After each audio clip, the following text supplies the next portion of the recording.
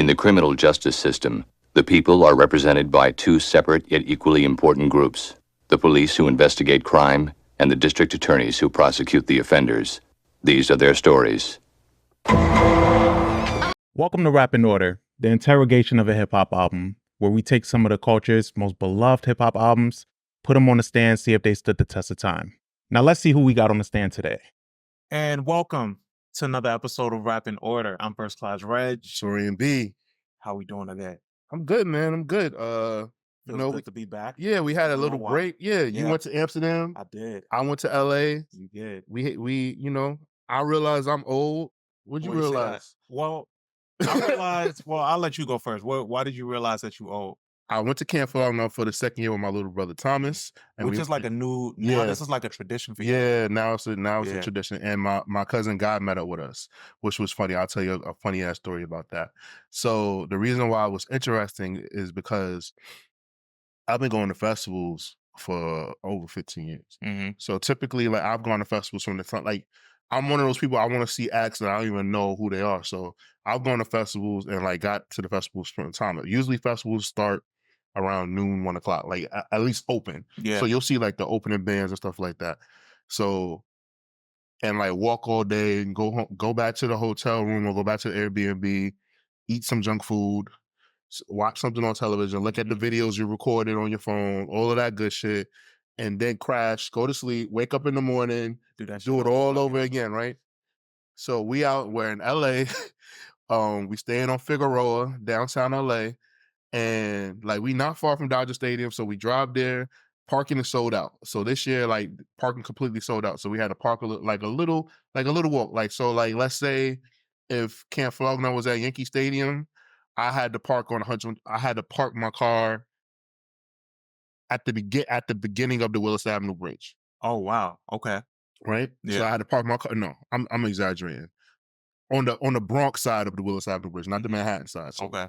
So I had to like park there and then just walk over. So that's maybe a mile walk. So okay, cool. That's not bad. So we do that.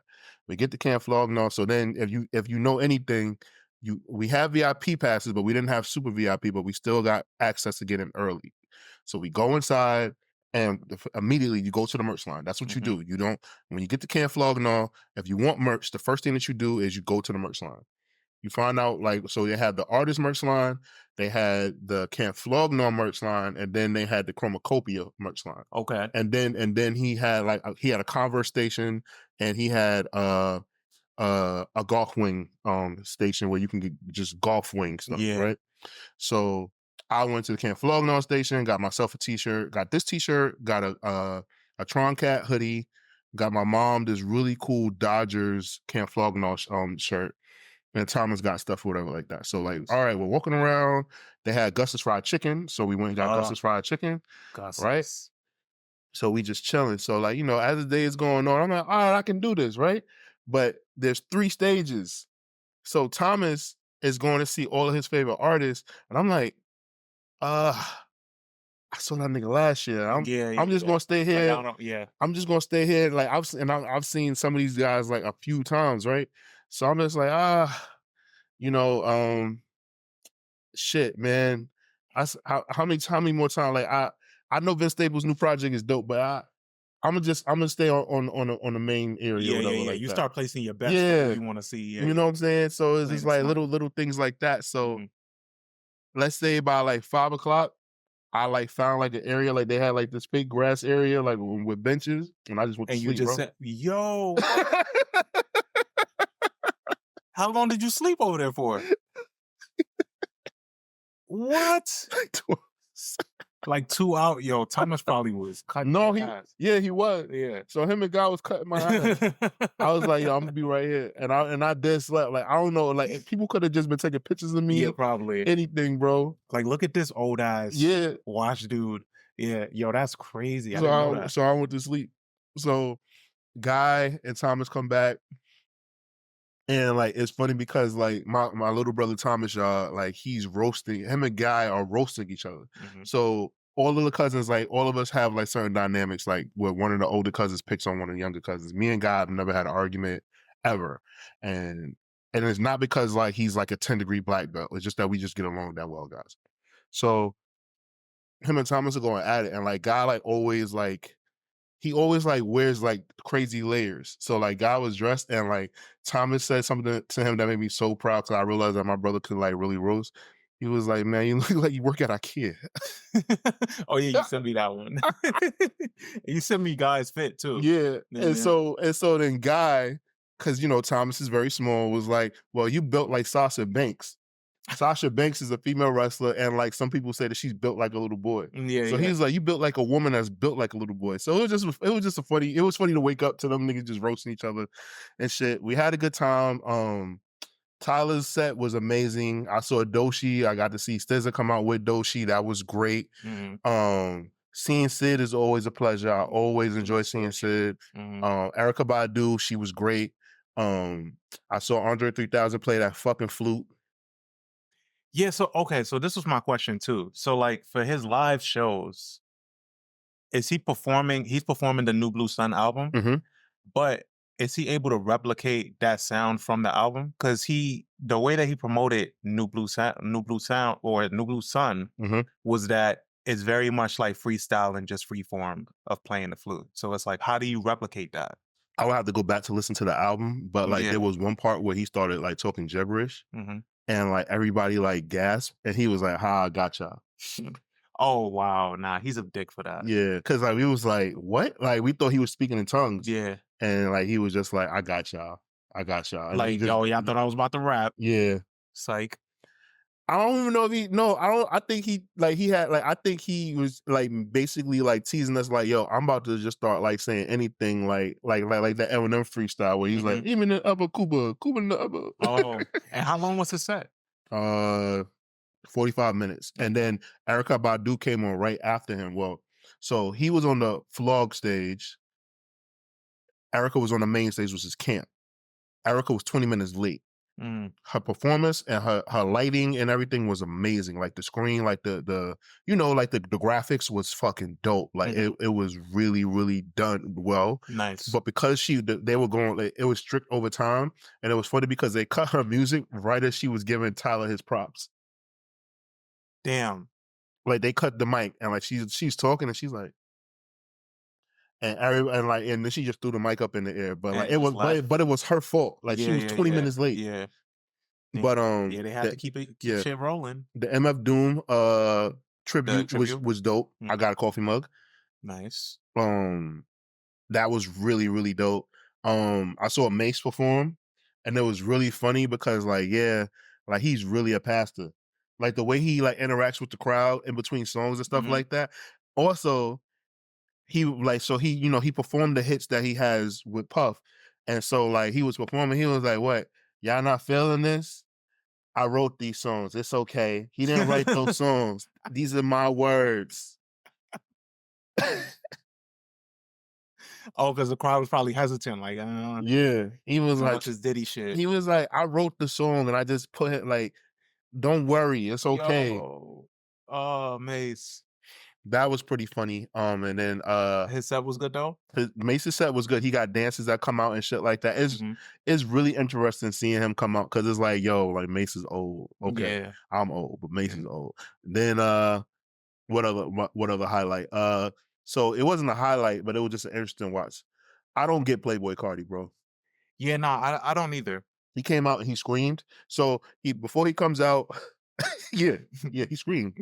Before he comes out, like his DJ's hyping the crowd up, and like he says, like the flyest nigga in the game, this and that. And I'm like, yo, does his hype man just like tell us what we're supposed to think of him? Yeah. And then like the lights were so like crazy, like going. So I'm like, yo, if you got narcolepsy, like you definitely are seizing out, right? So that was like a thing, and like he just came out and like his songs would play, and he's just out there like, yeah, just screaming. And then the crowd is probably going nuts to that shit. So that was that, and who else? Oh, Daniel Caesar performed, and I couldn't understand for the life of me why people were passing out. You said that. People's passing out when he came out. Yo, like yes, like what? People were passing out like throughout the concert. That was ever since Travis Scott incident. Anytime somebody passed out, they'd be like, "Yo, put your lights up so medic can get to them," whatever like that. So that was like a thing. But like I just didn't understand like why. Like I'm like for Daniel Caesar, like why is that like a thing? Yeah, and But I'm like, some people were saying to me like, if you think about it, if a person's been doing drugs all day, by the time they get to Daniel Caesar, like they're probably like like they probably like hit their boiling So it point. wasn't even probably because of Daniel Caesar. I don't know, but my narrative was Daniel Caesar had bitches falling out. That's crazy to think about. Yeah. Daniel Caesar. And then Mustard and Friends was dope. You want to know what would have been cool if Mustard could have premiered TV Off at Camp Flog Gnaw? Oh, that would have been crazy. I really like that. Do you think that kind of crowd is receptive to song premieres though? I feel like bro, I feel like that. TV Off it would have worked. And that was an LA crowd because he was bringing out and LA also artists, a Kendrick song, right? Yeah. And he was bringing out so I realized I had a realization of something that was obvious, but it was a very realization thing. Like we have like New York, we're biased because we think that like the world revolves around New York. We have local acts that some people do not get in other cities. Like I've literally had somebody from Atlanta tell me they don't get the big deal with Jay-Z. Like, and I got upset, but I had to really think about it. Like, if you're from Atlanta and like you really travel anywhere else, like why would like Jay-Z's telling like early in his career he was telling New York centric stories. New York stories, yeah. In LA, like there's people that like we might think like are like corny or like whatever or like not cool or not interesting. In LA, they're speaking to them, speaking their experiences, giving things that are told like about what they're doing, like how they have like pool parties in the backyard of their crib, going certain places. And I guess I noticed it because when Mustard was doing his set, like I saw people singing their hearts out to Tooted and Booted. Tooted and Booted. And like, you know, cause he brought out Ty Dolla $ign, he brought out YG, he brought out then, you know, Tiger came out, like, and I realized like, oh, and then I forgot there was a Spanish rapper that came out that's from out there. I forgot his name, damn. But like I saw the Mexicans going crazy. The Mexicans was repping for hip hop at fucking Camp Flog Gnaw, bro. The Mexicans, y'all showed the fuck out for hip hop. Oh man. But yeah, all in all, I had a really good time. You know, I got to hang out with my brother. Also, congratulations, Thomas. Thomas just got in the Morehouse. In the Morehouse, yes, baby. man. That was, you know, that's so Morehouse. fun. Yeah, my little brother. When he graduates, he will be a Morehouse man. But until he graduates, he is a man of Morehouse. Ah, okay. I didn't know that there was that. Yeah, there's a distinction. So yes, man, like he's going to the same college as MLK. Morehouse is right across the street from Clark, right? They're all like on the same campus. So it's Clark, Spelman, Morehouse, all on the same campus. Okay. So you know, MLK, Spike Lee, Samuel L. Jackson, Denzel, John David, Metro Boomin. I don't know if he went to Clark or he went to Morehouse. I think Metro Boomin went to Morehouse. Killer Mike, fucking who else went there? Shout out to Jenks. Oh yeah, Jenks went to Morehouse. Also Chris Thomas, that's who Corey Towns' roommate. He went to Morehouse. Oh, okay. Okay. So it's like a good. It's a Bill Cosby. Did he go to Morehouse? No, he didn't go to Morehouse. So he donated, but they took it away. They took it back. They gave the money back. But that nigga had it back. But yes. Anyway, I'm gonna stop yammering and let Regg get into his trip about Amsterdam because Amsterdam is way cooler. Like bro, I had a really good time, but Amsterdam's way cool. Yeah, bro. Amsterdam is just such a breath of fresh air, bro. Like for one, it rained a lot while we was there, but I didn't mind it because like the city and the scenery is just so nice and it adds to it. And they fucking love hip hop out there. It's crazy. Like they just love that shit. The streetwear, the culture. Went to some bar out there, and while we was there, he was like, yeah, you guys want to play a song or whatever? They was playing like some older songs. So Jess, shout out to my homie Jess, Juke. She was like, oh, he handed her the iPad and was like, oh, just play what you want to play. And she was like, oh, I know what will fit with this vibe. Play Ladies Night. And it's some white guy, Dutch white dude. So he's like, Ladies Night? And he was like, it must be Angie on the mic. Yeah, I got that one. And I was like, oh shit. He just off the cuff. It was kind of cool. So even scenery like that, went to some galleries, we went to some bars out there, we went to coffee shops. So coffee shops out there are they're called coffee shops, but they're weed shops. Okay. So we was actually looking for coffee shops, walking into weed shops. So we kept. Don't they serve coffee at the weed shops? Though? They do, but it's not like good quality coffee. That's like, fucking hilarious. Yeah, it's crazy. Yeah. So like you'll walk in, you can order from a menu that has both, and like you just order it. And I don't smoke, but while you're there, you know. But like, and then it gives you all like the symptoms and everything. It got it all laid out on the menu, like at fucking McDonald's. And then you order it, and you can go sit down and just smoke and drink your coffee. It was lit. Rob needs to go to Amsterdam. Yeah. Oh my God, he would love that. And then shit. Speaking of lit, so walk through red light district. And like it's this very particular part. It's this particular part in the city. If listeners, viewers, if you're not familiar, is where night workers usually, you know, that's where they kind of just do their thing, right? And when you walk through, there's like canals everywhere throughout Amsterdam. Mhm. It's kind of essentially how I would picture how Manhattan is supposed to look if we didn't put buildings on top of shit. Okay. Right? Because Manhattan is just, you know, it's an island. So like over there, they use it to kind of just make their way around the city. So like through the middle of the city and the town is canals, and you know, you'll see boats and shit and people just traveling back and forth. Then on the other side of it is what they call the red light district. So like you walk through and there's these women behind glass doors, and it's all illuminated in red, and they stand in there and they're enticing you, and they want you to come in and they want you to talk to them. So like we're just walking through, and all of them are just like, if you make eye contact with them, they want to fuck you pretty much, right? They looking at you like, yeah, come, like, what's up, right? So we walk in, we looking for directions and shit like that. We get to one end of that passageway. We looking for directions to something, and I'm just looking up, sightseeing. There's this dude. You could tell he's probably like from there. Just walking. He's on his way somewhere. Some girl behind the glass knocks on the glass, knocks mad hard, and turns around, and she opens the door. She's like, "Come here." He goes over. They talk a little bit, and then he looks at his watch, and he just goes in, and then it closed. I guess he was like, all right, He's like, you know what? I got time. I'm on my way to work, but I got an extra 15 minutes, you know? I wonder would that make a difference if somebody like on their way to work, you just go pay for some pussy and then go to work? Yeah, I think that's what happens. That was probably his day. We saw older couples walking through, scouting, holding hands, looking around. His girl was pointing like, yeah. Yeah, man. There's a reason why other countries don't have the problems that we have. Yeah, I think it's a lot of the restrictions that we just put on certain shit. Can you imagine some shit like that on 42nd though? That would be nuts. Oh my God. I think it will help. Like, I mean, I think if we had the infrastructure like put in place a lot earlier, then it would be normal now. Now we do it. It's like people want to know how to act. Yeah, nah. And we just have, I think the city itself is just so loose with the way that they do things and the law, and their work-life balance is crazy. It's amazing. We went out to eat one night, and looked at we got the bill, and we was like, damn, like they don't really, it was like the second restaurant that we went to, and we was like, yo, like they don't really leave space for us to write tips. It was like, yo, like what do we? Yeah, you don't tip. Yeah. Yeah, I know. And they was like, yeah, no, we don't really. She was like, she's like, I get paid pretty well, so we don't really. Yeah, I did that. I made that mistake when I went with my mom to Germany when I was younger. I left a tip because I worked in the service industry at that time. And like you would have thought like I like asked a woman to suck my dick. Like she like was so insulted. She was like, "You fucking Americans." Wow. Like she was pissed.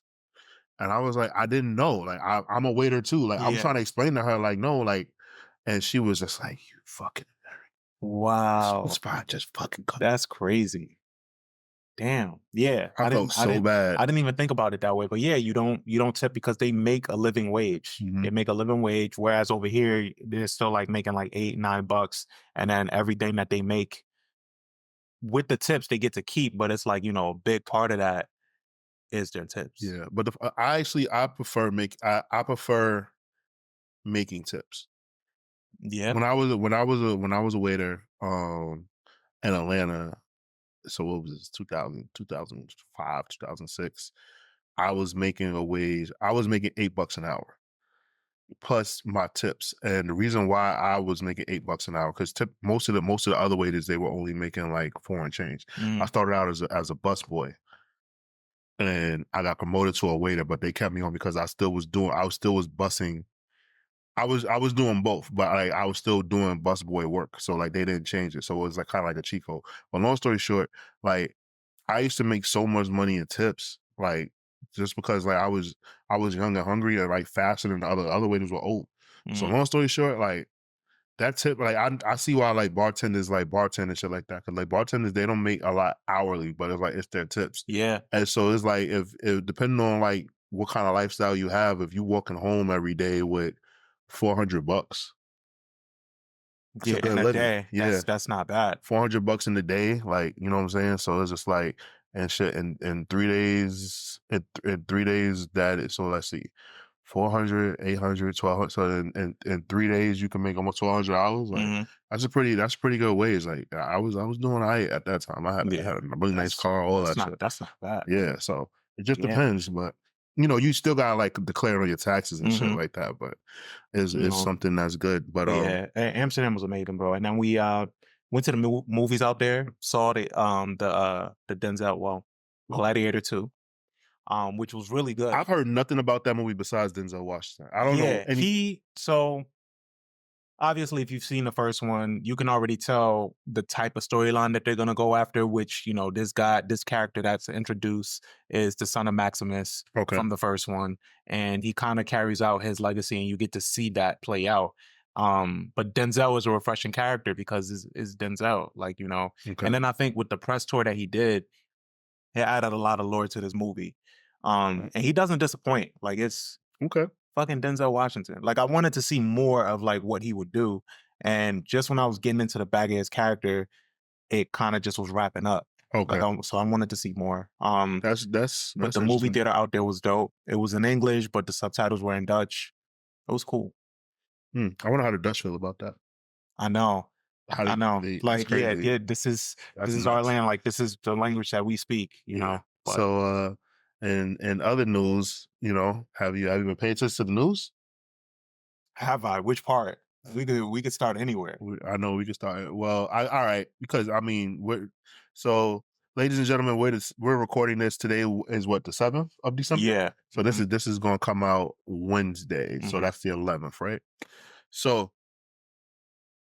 just yesterday there was a report that the day before yesterday there was a report that the CEO of United Healthcare was assassinated in plain sight Mhm.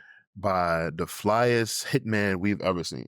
Yeah, they put out like stuff that he was wearing, and I was like, "Oh my god!" Yeah, he was wearing all the designer shit. Mhm. Apparently, like he had on a push icy mask, but like at one point he went to go get coffee, and like they got like a record, like something of his face. Yeah, he took his mask. He looked like Vinny Chase from Entourage. That's crazy. Yeah, Damn, that's crazy. You putting that on Vinny? he dead ass looked like him. But as you know, people already have the conspiracy theories. There's so many things going around, but it is just like a very, very interesting occurrence, and it's unfortunate. That man lost his life. That man had a family. But obviously everybody has like their own theories about what happened, what he did or what he didn't do, or like, it was down with the system for US health insurance. So, it kind of sucks that, that had to happen to that guy like that. Yeah, man, because at the end of the day, he is the CEO of, of a multi-billion-dollar company like Right. United Healthcare that covers most of the healthcare and within the States. And I saw a lot of people taking out their grievances and frustrations on how he ran the company. But it's like, bro, there's probably so many people within that board meeting, and he's the one that's taking the brunt of it. So we don't really know. We didn't even know this dude's name up until a couple of days ago. I had no idea who he was. So like, so it was like, we can't really blame or place all our frustrations with this company on this man. And it's kind of crazy that people are. It's okay. It's kind of crazy that people are placing, like, celebrating him dying or his demise. Like it's weird. I don't know much about him. So it's just like I like it. There's more details probably will come out as time goes on. The shooter is still at large. Obviously he's not in New York anymore. Yeah, he's not in New York anymore. I don't like the way he dipped out of here was crazy. That was like some espionage shit. So we'll see. But in other news, Drake is suing Universal UMG Music Group, UMG. And he also is saying that they funded Kendrick Lamar defaming his name. Yeah. So we'll note to Mena, two things can be true thing, right? Yep.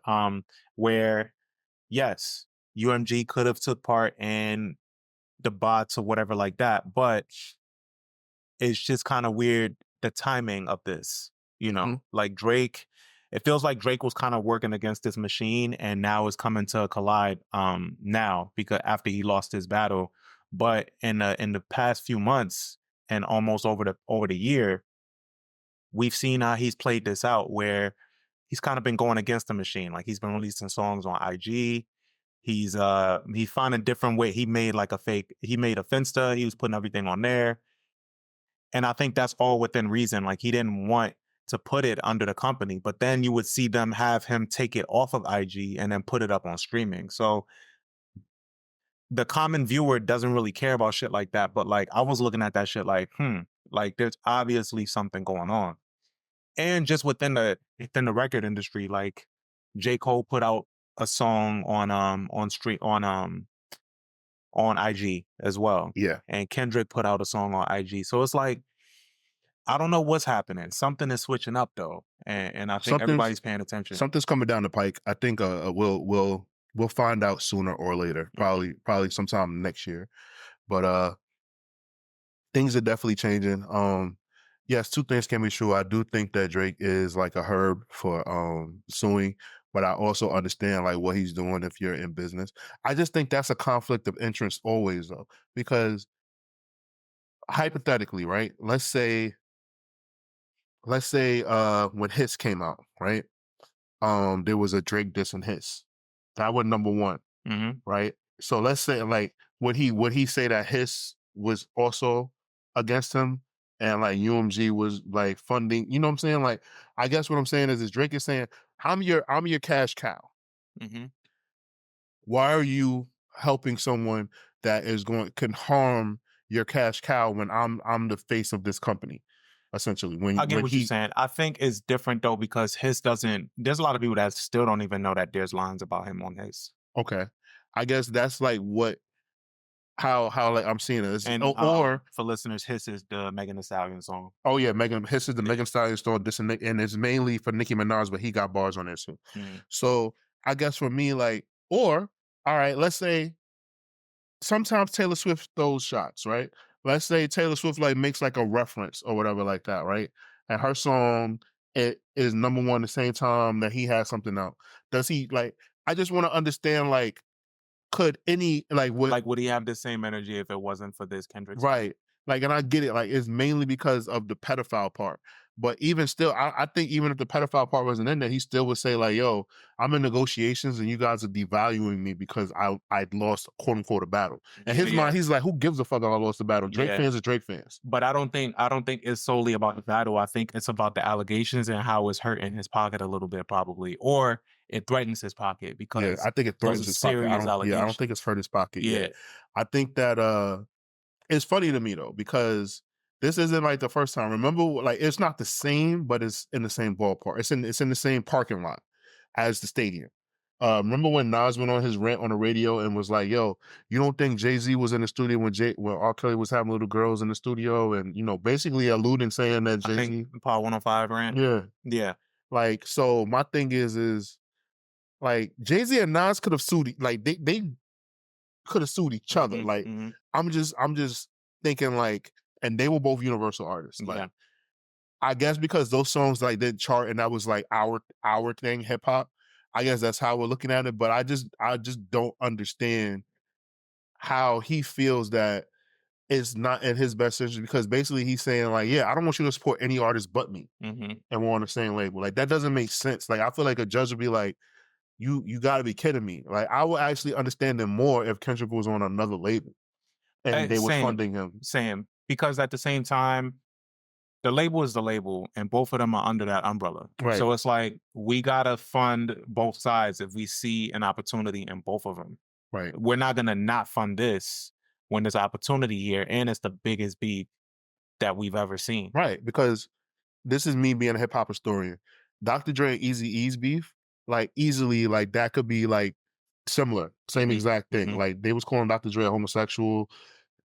They were saying that Eazy-E got raped, like all kind of shit. And they were saying like really mean things about each other back and forth. They all were on the same labels. Like that's what people forget. Like when Ice Cube left NWA, they were all like, he was still on, like they were on the same label, Priority. Like yeah. So my thing is like I would like somebody that's watching, do the research for me. Would Eazy-E have a case against Dr. Dre like how Drake does? Because at the time, like, I get it that like Death Row was on the rise, but I'm talking about the very beginning, the early stages of Death Row, before the Chronic came out. The Eazy-E have a lawsuit on his hands for them definitely like basically He might. I embarrassing mean, him. well, shit. He might have. He might have. But I don't know. I don't know how deep the proof goes for that. For Drake at least. Right. As far as like, it's like, okay, yeah. Where's the proof that this is happening? Because also, this system has been in your favor for so many years. Right. You know? Like they just showed the thing. They showed in the last 10 years, the #1 artist on Spotify, Drake, was out of 10 years, he had 3. Drake had 3, and I think Taylor Swift had 3. Mm-hmm. And like it was like Post Malone in there, Ed Sheeran, mm-hmm.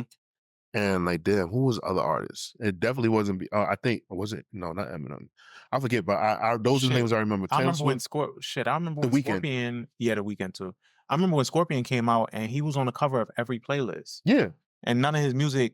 It was some of his music that didn't even fit that playlist, like fucking Neo Soul, and you would just see Drake on the cover. It's like, what the fuck? Right. So it's one of those weird things because like basically Drake is saying like there's no fucking way that Kendrick Lamar, like basically they're saying Kendrick Lamar's metrics don't show that he should be #1 for this long. He's never done this before. Mm-hmm. So it's a new thing. So obviously that must mean that they're putting something else in the machine to make this song go seem bigger than what it is. Like I get, like I read up on it, guys, so I understand like what's being said, but I just don't, like I just can't understand why Drake can't move on. But it's just like also he that like this is how like I mean like this all this battle has shown me is how non-American Drake is.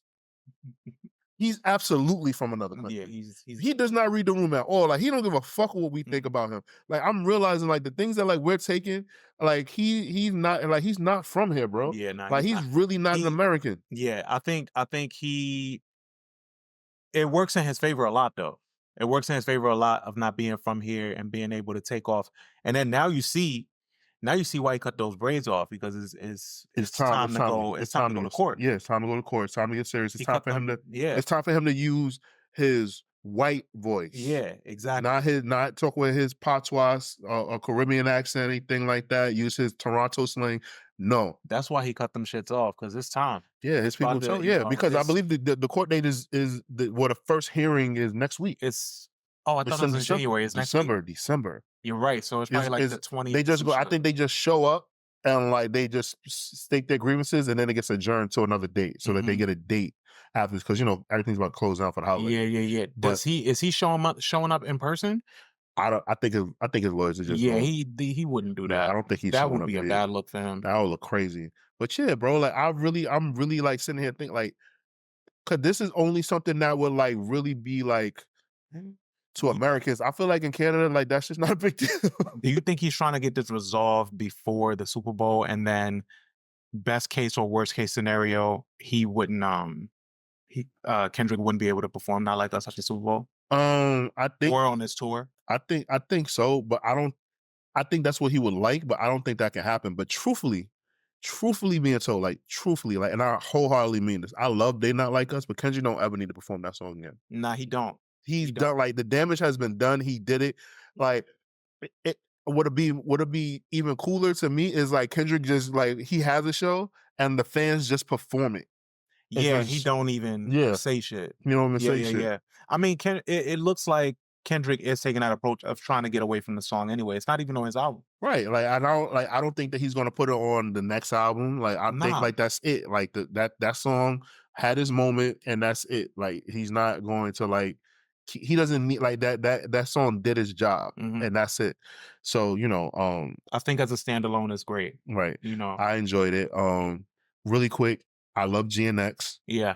I thought it was an amazing project. We're going to talk further about that in the promo. But yeah, like GNX is a great project. GNX is really good. I'm actually glad. I'm actually glad. So at first I was so impatient. I was like, oh my God, like Reg is just getting back from Amsterdam. He got to work. Like, I'm busy. Like, we were both busy. Yeah. And like, I was like, damn, like, we're going to miss the window. But I am so glad now, like, looking back, that we had to wait to talk about this album, because my initial thoughts compared to my, like, hundreds of listens now are way better. So what were your initial thoughts? My initial thoughts were like, Let's start from where were you when it dropped? I was in New York when it dropped. It was like, I woke up to it. I think you had just got back. Yeah, I just got back. Like, I like woke up to it or something like that. But like, I immediately just thought, I think like Quincy put it in the group chat. Shoot. And I listened to it and I was just like, he's like, Whacked Out Yours is the first song. Yeah. So it was just like, I enjoyed this energy from Kendrick. I felt like he finally made a regional album. Yeah. And I think that even though he didn't need to, and I think he was trying to like step away from it and try to like be more artistic, this was needed just because like I felt like a lot of people was like playing with his name, like saying like, yo, you don't even like embrace West Coast culture. Like, you know, you don't show love for it. And I realized that he kind of like stepped away from West Coast culture so much because like I saw Lord Jamar. I have a love-hate relationship with Lord Jamar. I love Lord Jamar, but I also can't stand Lord Jamar. Where he was basically saying like, now Kendrick's embracing gang culture. And I was like, I'm not an expert on LA culture, but from what I know is like, LA is about neighborhoods and like, you know, whatever your neighborhood is, you rep that set. Like, you don't have to be in the gang to understand gang culture. Living in Compton, like, if your cousin is a blood, that means that you protected by bloods. Niggas know that. Niggas know you either rap, you play ball, like you do something, and they don't fuck with you. Right. So Lord Jamar basically was saying like, so now Kendrick's a gangbang, and I'm like, he don't get it, and like this nigga's New York bias runs so deep. There's nothing you can say to Lord Jamar to make him understand like what it is. I think especially for Kendrick, you know, he's always talked about. I think Good Kid, Mad City is such a great reference point for his beginnings, because Good Kid, Mad City is all about like being in the midst of this culture and not really knowing your way fully, but kind of just having homies that's in it. Shit, I'm with the homies, you know, kind of being enthralled in that and not knowing your space and not knowing your way. And then by the end of the album and the end of that experience, knowing where you fit in, you know, and just embracing that, like, yo, I'm not a gang nigga, but you know, I grew up in this. Yeah. And so this project was, I feel like I can confidently say this. Of all of Kendrick Lamar's projects, I feel like this is probably the easiest listen for somebody. I think so too, mostly because of the duration of it. It's really short. It's the duration and like, no. I think the easiest listen is still Damn for a lot of people, because this is regional. So I think I get what you're saying. Okay, I'm a little biased with that because I actually like West Coast music and I love West Coast music, but I think I get what you're saying. Damn, the regional sound is not for everybody. Okay, yeah. So it's an easy listen if you're like a hardcore like hip hop fan, but Damn is like basically like for the masses. That's like his pop album. That's his volume 2. That's the one that if it came out now, he probably could have went on a stadium tour by himself with time. I don't know. Stadium tours alone are hard. Like if you think about it, most artists that go on stadium tours like do take, like even rock bands, like they take like a decent like opener for them, whatever like that. Like Beyonce is Beyonce, but when Jay-Z did his stadium tours, like it was with Beyonce, with Eminem, never just Jay-Z. Yeah. And I'm trying to do that. Yeah, like, and I'm trying to think like U2 does stadium tours. I'm trying to remember. I don't think Kanye got to do a stadium tour. He wanted to. That was his goal. So that's what graduation was gonna be. The stadium tour was supposed to be with Lady Gaga, and he fucked that up. That's right. It was supposed to be the Fame Monster tour. Yeah. And he fucked that up. I know he hates that till this day. But shit, like you know, like most artists, like we hear like legacy acts like Elton John, you know, somebody like that that's doing a stadium tour or something like that. It's very hard to like sell out. Shout out to Elton John, by the way. Is he blind now? What? I think he like lost his eyesight or some shit. What? I'm not making that up. Let me see. I'll tell you right now. I think it's so Stevie wanted to hold my beer. Yeah, let me see. Says he's lost his eyesight while on stage in London 4 days ago.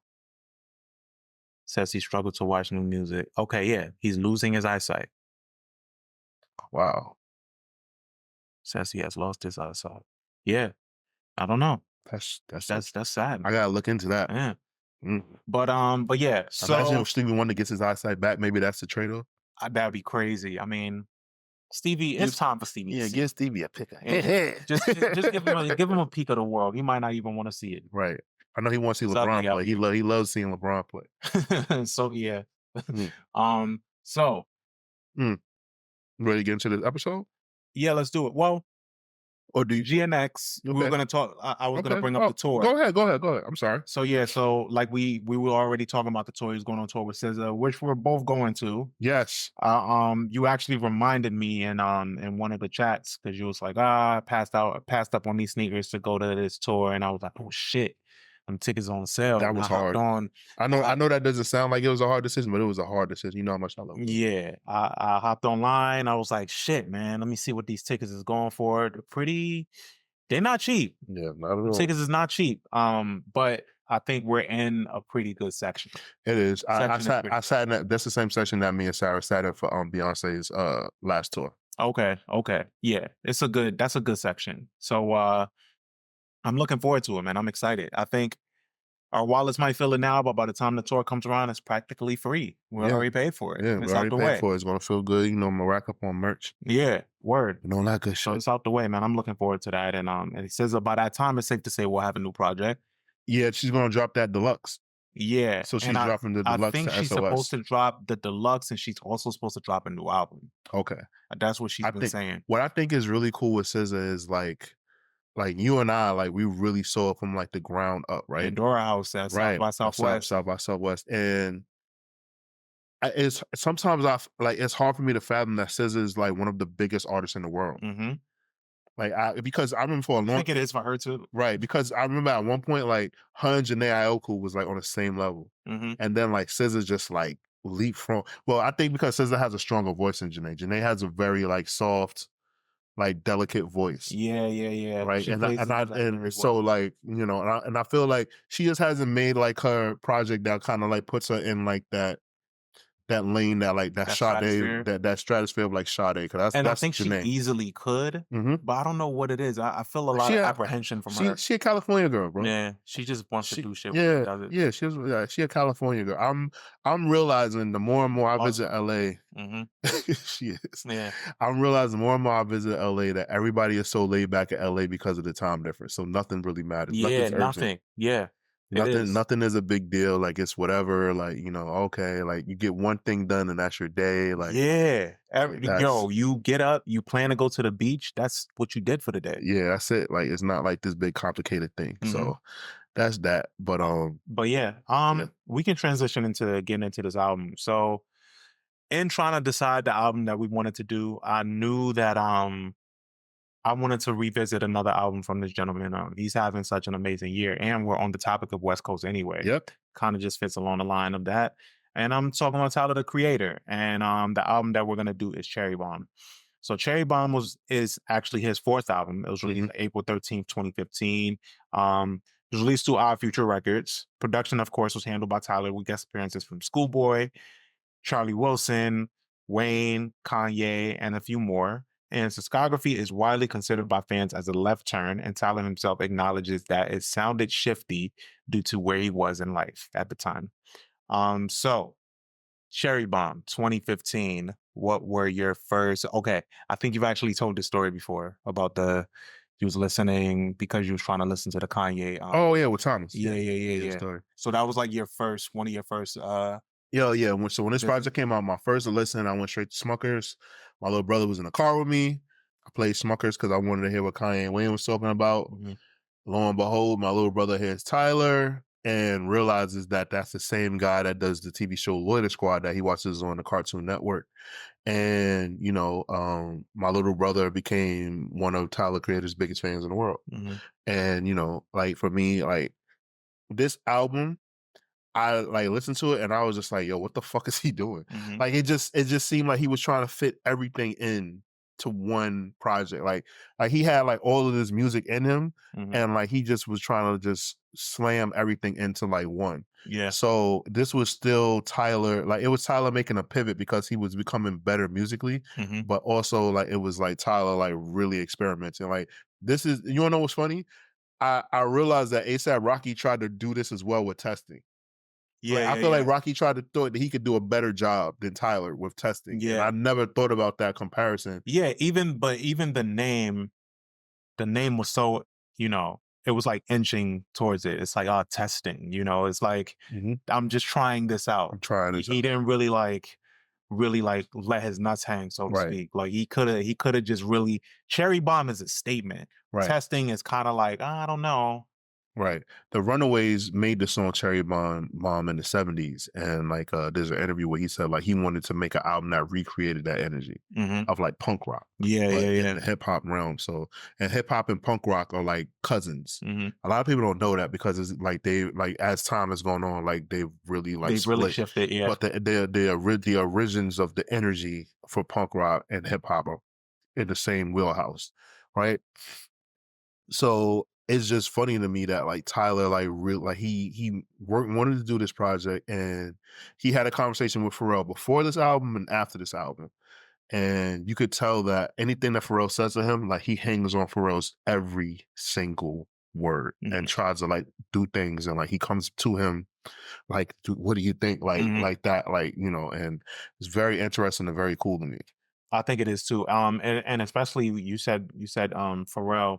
The first song, Death Camp, is so Pharrell coded. It's just dun, dun, dun, dun, dun. Like it's such like I would even say NERD. It's an NERD.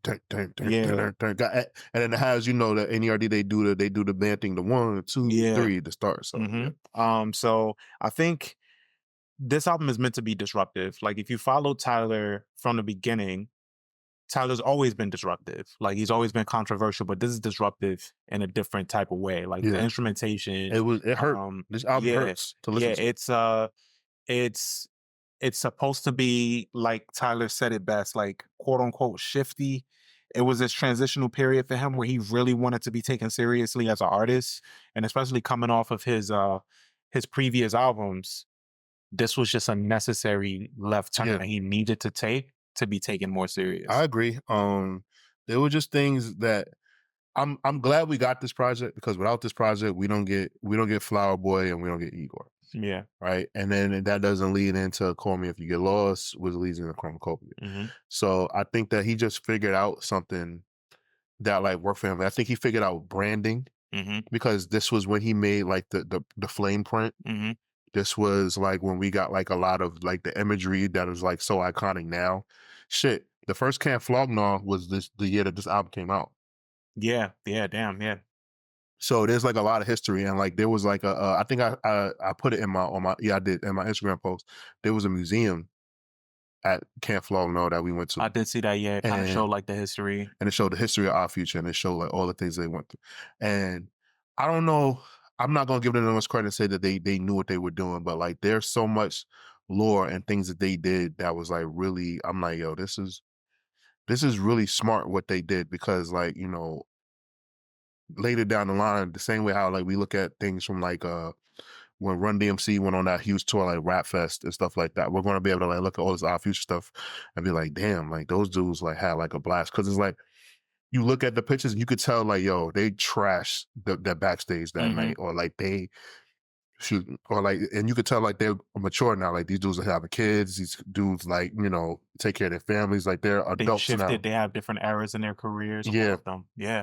So like the breadwinners of their families, they're probably the first millionaire in their family. So they have responsibility. So like they're a lot more calm now than they were when they were young. But you can just see like and you can see the energy like vibrating through like the pictures that like are taken, like of their whole crew and everything like that. So I'm just like, wow, like they succeeded. And then I always go back to this. I'll be like, damn, man, ASAP Mob had it shot.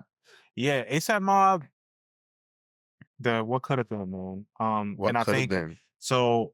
Another part of this album, the second track, Buffalo, it's another crucial part of Tyler's growth. I think it, as an artist in this song, is what it really, really captures. And you get to see him kind of had his realization like, damn, I am a role model now. I can either go against this or embrace this? And how do I embrace this? What does it mean if I embrace this? Like now that I'm gonna embrace this or choosing to, this is what I need to do. I need to show them that this is how I'm rolling. Yo, You know? this production was so fucking difficult to listen to, bro. Yeah. This is such a hard listen. Like I felt like it was just like a bunch of kids just breaking shit in a fucking studio. It's all over the place. It's so much teenage angst. Like I just couldn't. Yeah, I don't enjoy Buffalo. No. No. Yeah, I like the overall message of Buffalo, but it's not my favorite. What about Pilot? The opening drums were cool. Mhm. I think he overproduced it. Like I can't get comfortable listening to this album. Like it's like so much like I'm just like I can't think of a time that some of these songs would come on that I would enjoy myself.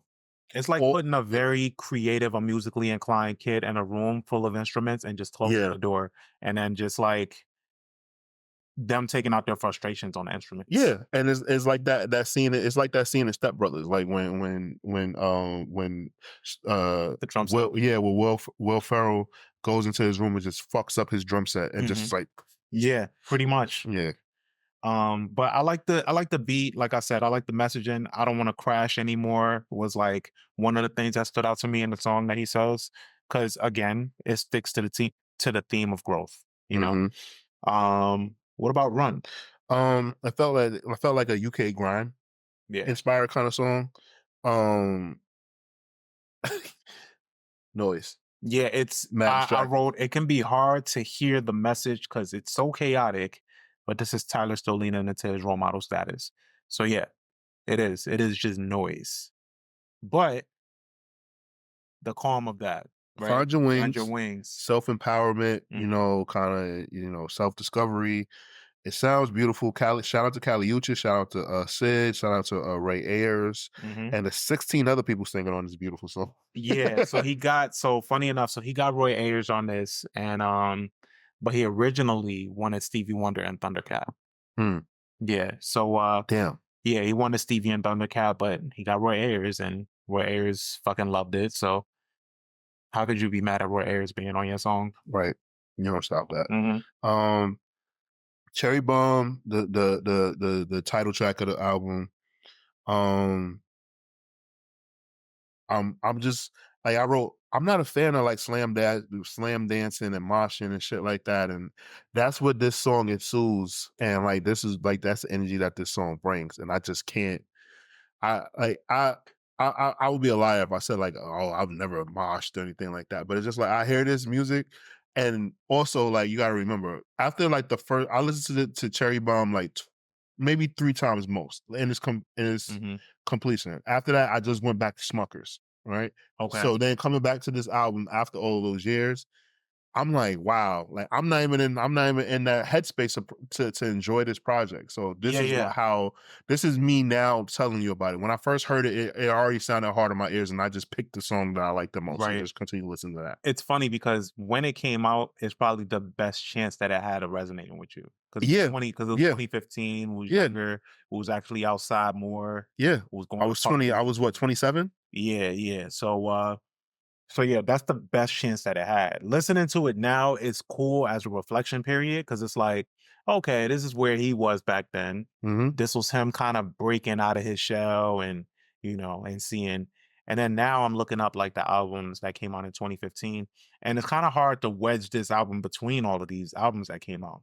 There's like a common theme here of like, you got a Dr. Dre album that year. Future was starting his run with DS2. You got If You're Reading This, so like the height of Drake stuff. We went to LA that summer too. Yeah. So I think the year that was the year of Fetty Wap. So like music was just in this very interesting place. Yo, this album did not fit in 2015. Nah, it just didn't fit for when it came out. And I think it got overlooked for that reason. But now that people are into Tyler the way that they are, they're revisiting his discography and just, I think this is one of the standouts because it's so different. Okay. You got Blow My Load, which is the song has a fucking 90s R&B influence, which Tyler loved. Tyler loves 90s R&B. Yeah. Like loves it. The production is so like I just think it's mad funny. And he also got Wanya Morris from Boys and Men to sing. Yeah, I was just gonna say that. He got Wanye. He got who else is on here? He got Sid. He got Damn Funk and Austin Anderson. But yeah. Blow My Load. Did you read where like he got the inspiration for this song? No, where you got the inspiration? What's this actress's name? Cara Devangeline? Okay. Is that her name? I don't know. Cara? Let me see. You definitely know her face. You're good with that stuff. Let me see. Yeah. Okay, her. This lady. Okay. Yeah. Cara, whatever her last name is, but she's a supermodel. He wrote the song after seeing a picture of her that he liked. Jesus. Okay. Yeah. I mean, I don't blame And him. I he get it. just Yeah. blow my load. Yeah. Yeah. But yeah, it's a very random song. It's not my favorite. That's crazy. She was 22 when you made this song. Mm-hmm. I don't remember. I mean, he was younger too. He was 22. Yeah, he was probably 22 or 23. Yeah, he was probably he was the same age as her. Yeah. Mm-hmm. Right. Oh, two-seater. Storytelling Tyler. He's on a date, but it's another song ruined by noises. Yeah, so the string section of this song, he wanted Rick Ross. I think that would have been dope. Rose turned him down? I don't know why it didn't work out, but he just didn't get him and just decided like, fuck it, I'm gonna just keep it the way it is. That's insane because I know Ross is like very quick. Like, I guess, I don't know. Maybe Khaled hated. Yeah, maybe. That's funny. Imagine that's like where their beef stems from. Right. Let's see here. The Brown Stains of Darkest Latifah. The title means absolutely nothing because I looked it up. I was like, what the fuck does this mean? And he thought that it would just be a funny title for when somebody anticipating the day that somebody comes up to him in the streets and says, yo, I really like that song, and like names the song. He probably did that just to fuck with Schoolboy. So, yeah. And then, Schoolboy is on this as well. Yeah, I enjoy Schoolboy's verse on the song a lot. Yeah. And then you get to Fucking Young / Perfect. This obsession that he has with 2006 is very fascinating to me.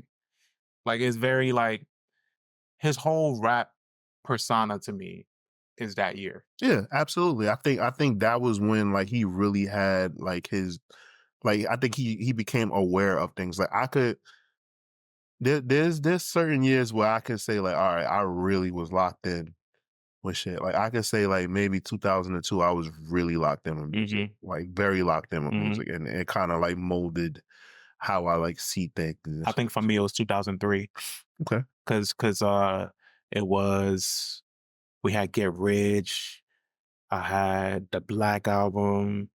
Like when the Black Album came out, for some reason I was really, really locked in because I thought that was Jay-Z last album. And you thought it was it. Yeah, I think for me with 2002 I was locked because I was understanding sampling. I was it was so many things happening for me. I was understanding sampling, mixtapes, freestyle, like just understanding like the structure of things and the lore of hip hop and everything like that. For me, it was 2002. But yeah, like this song, that you're Fucking Young, Perfect. Like I wrote down that it was like Young Girl by Pharrell with a bigger budget. Yeah. Basically what it was. Obviously, next up is Smuckers, the album standout for me. All three delivered. This song pretty much helped me and my brother bond. Yeah. So yeah, like this song is always gonna have a special place in my heart. It's always gonna be an important song for me and a timestamp. Like something that I had no idea would open the door for me and my brother to be able to have a relationship. Me and my little brother, 21 years apart. Which is crazy to think about. Yeah, we're 21 years apart. So it's just like the way that we look at it, like I'm looking at him like, yo, I don't want to do anything bad to set a bad example for you. And like he's like, I want to make this guy so proud. So it's like, it's very funny like how like me and him kind of like walking on eggshells around each other, trying to do the right thing. I'm trying to be a good role model, good example, and he's like trying to make me proud and do everything he thinks I want to do. It's funny. That's so I hope that dynamic between us never changes. Never changes. I like the fact that like we have that. I don't see it changing at all. Yeah. That's pretty cool. Smucker's an interesting thing about this song though is that he made this beat for Kanye and Hov for Watch the Throne Sessions. Wow. So he didn't get a chance to use it till 2015 for this album. But he made it back in 2011, I guess. Watch It Don't came out around then. Yeah. He made it back Fucking then. Jay-Z, man. So I know it's Jay-Z's fault. So yeah, they didn't take it. And he was like, I'm gonna just keep it and then make it amazing, And I love this pocket that Tyler always manages to get out of Wayne.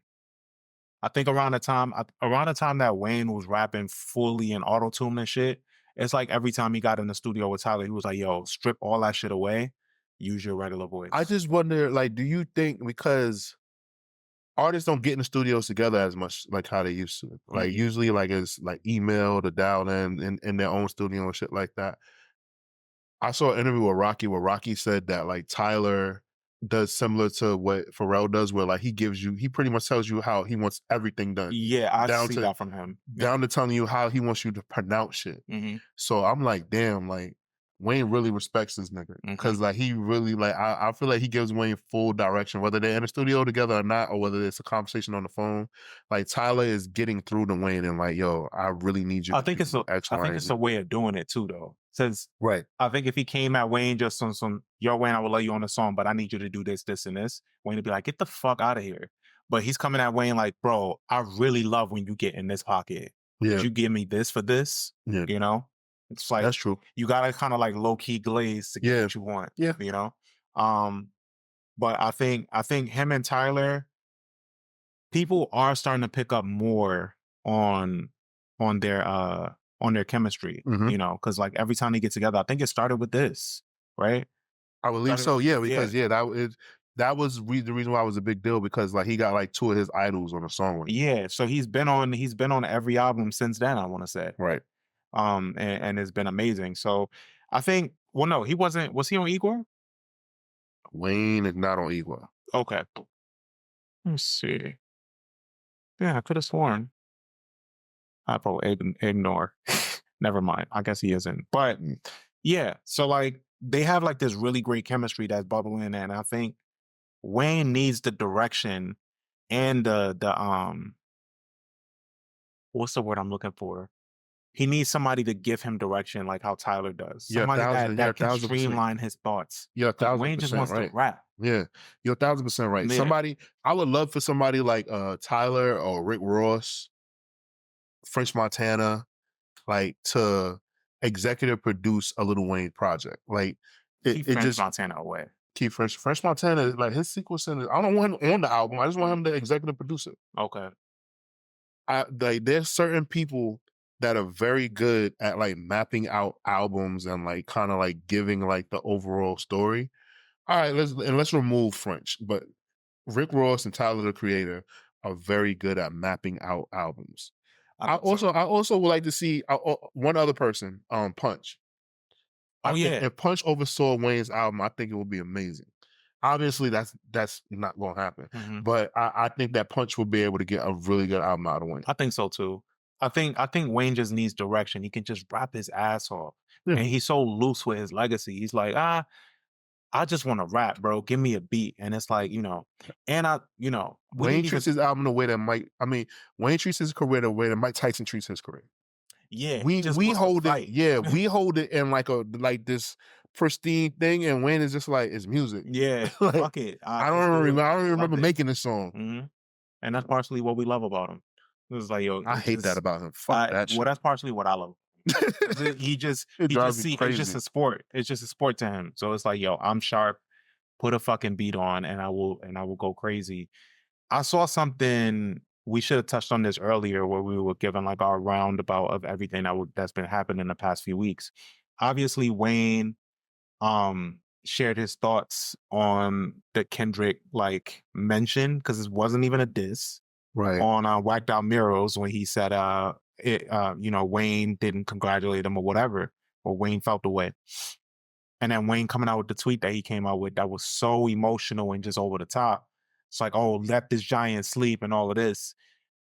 I saw a tweet that I was like, yo, this fucking nails it. It's like, yo, they said, yo, the Wayne that I loved would have just rapped on Not Like Us. Like they would have just freestyled on Not Like Us Not as a diss or nothing. They just would have freestyled over it and it just would have been fire and they would have just left it alone, you know, instead of going on Twitter and tweeting about it. Yeah, I agree. I think Wayne very much so misunderstands what's going on. Yeah, I don't think he understands anything. I feel like Wayne probably ain't even hear the song. He probably just somebody told him what he says in the song. I agree. I think somebody just told him like what was being said, and then he just like jumped out the window. Mm-hmm. I don't know. He's not very much in tune. So we're up to track 12 now, right? Yeah, we're keep the O's. What you think? It's a straightforward hip hop song. This song was actually one of the tolerable songs. The hook is good. I definitely so like it's funny. I mentioned it earlier, but like my thing is my question that I asked. I wonder if this is what inspired A$AP Rocky's Testing. Okay. This song actually made me think about it because this song actually, I was like, I get what he was aiming for. Mm-hmm. Experimental chaos. Got it. Yeah. I think a lot of what this was a big moment for Tyler working with his idol. This song didn't really stand out to me though. It's kind of just, I don't know. Anytime Pharrell, I never really look forward to Pharrell verses.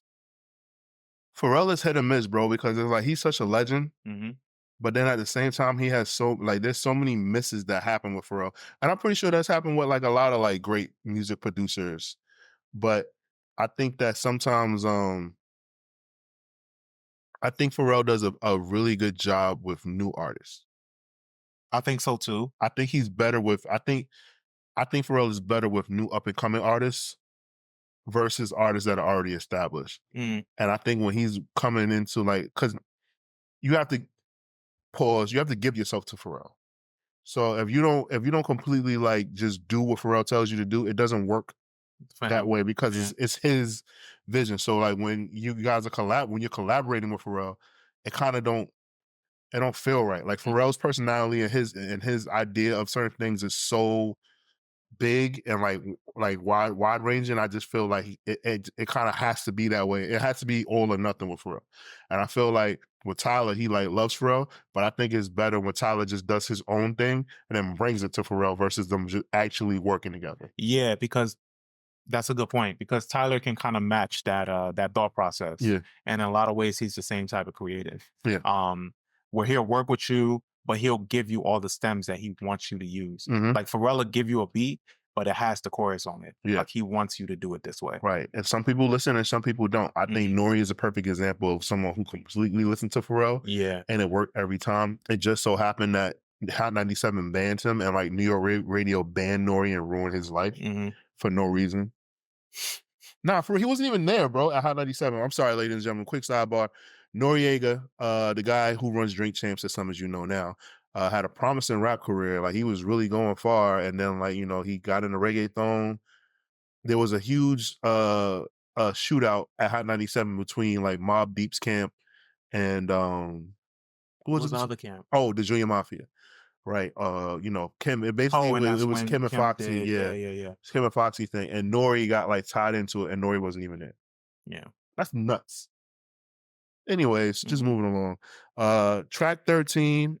Well, yeah, we close out. Yeah, it's a closeout. Getting through this album was a task. But it's cool to see like how much better he's gotten since this album. This album kind of catapulted him to make a pivot. Like this was his last project on Our Future Records. Our Future Records, I believe, is defunct now because now he's directly with RCA. I think that like this was like him leaving college. Or would you say leaving high school? Leaving high school. Leaving high school and going to college. Definitely leaving high school, going to college. Yeah, like it was just something where I was like, okay, like I fully get why my brother loves this album, but I see where the potential is going. I'm just glad that the labels believed in him. Yeah, and I think he was so ambitious in making this, and even just for this closer, like the relentless, like the optimism that it has, and it was a left turn that he needed because he would otherwise risk getting boxed in. I think that's how he saw it. Yeah. It's like, all right, this is the forecast of my career. This is where I am now. How do I get out of this? How do I get people to see me differently? all right, I have to make this album. That's like the shit. There was like a term for it, and I've mentioned this before. It's kind of like how Marvin had "Hear My Dear," or like you know the term I'm talking about, like where or like Childish Gambino had "Awaken My Love." Okay. You get these artists that make these albums that they have to switch. You know, they Okay. make like a switch, like a hard left, like their Pivot. experimental album. A hard you know? pivot. I got you. Yeah. So like that's what this is for Tyler. And I think that's partially what I really appreciate about it, because without this album, you don't have the Tyler that we have today, like easily. This Okay. is the remnants of the Tyler that we have today, or the beginning of the remnants of it. All right. You want to get to your rating? Yeah. 2 out of 5 waffles for this album. Okay. I love Tyler, the Creator. I'm gonna tell you, I have a love-hate relationship with this album. Without this album, we don't get the next run of songs, of albums from Tyler, right? So this album is necessary, but I don't need to listen to this album in full ever again. Just give me Smuckers and I'll keep it moving. Okay. I think for me, I'm good with a 3 on this album. I think a lot of the songs on here are really ambitious, but then there's like some knocks out the park on here. I love how he's able to flex his creative muscle and his instrumentation with Find Your Wings, and having the foresight to have somebody like Roy Ayers on there is amazing. Smuckers obviously is really good. Two-seater. The highlights on here are really good, and then it just makes it that much better to know where he ended up today, you know, and it all started from this pivot. I'm not mad at that. Yeah. Like I said, like Tyler, like I spend money on Tyler, ladies and gentlemen, so I'm not a hater. I just, I have to be honest with how I'm going to rate an album. This album, was on the like lower tier of his discography, but since then it's been chef's kiss. Like he's just been going. Also, what's very funny is that like I can say this now because I didn't find it. I was trying to surprise Thomas because I was going to get him Cherry Bomb on vinyl. Okay. Bro, and You it's so can't hard. find it? It can't, because like they were limited copies made, and like the resale for them is like $500. No. Ooh. And there's bootleg versions of it. I didn't know that you could bootleg a vinyl album. Oh yeah, people Like make their own shit all the time. I have Frank Ocean's Nostalgia Ultra. I didn't know Yeah. that it's a bootleg. I thought it was an actual. I thought they sold that at Urban at one point. I'll double check, but I don't think so. I think it's a bootleg. Like there's like sometimes there's like a repress, like a reissue of a because it vinyl. would start out as a mixtape and the samples didn't get cleared. So like that's why like somebody told me, it was like, that's like it's fine. Like it's not like, I'm saying, like and it plays music, but like it wasn't printed by it wasn't label. officially distributed. Yeah, and that's just the thing. That's just the thing with physical media in itself. Like with anything in physical media, you can get an alternative copy of it. Like I think as vinyl is getting more and more popular again. Yes, because physical media in general. I gotta figure out my collection's starting to get a little crazy. Like I gotta get another crate to hook, because like it's starting to weigh down my record's starting to weigh down my shelf. Oh yeah. So yeah, man. I think but that's cool. I think I'm kind of invested in that now. I'm gonna look. I'll see what I can find. But it's gonna happen. I think. But getting back to this album, I think you guys should check it out, especially with everything that's surrounding Tyler in the current moment. Chromacopia is amazing. I think it's always important if you appreciate an artist today, to know where they came from and know where they're going. Yeah. You know? So give this album a listen. Let us know what you think if you haven't already. I'm First Class Regg. I'm Taurian B. We're out of here. Catch you guys next time. And today. Done.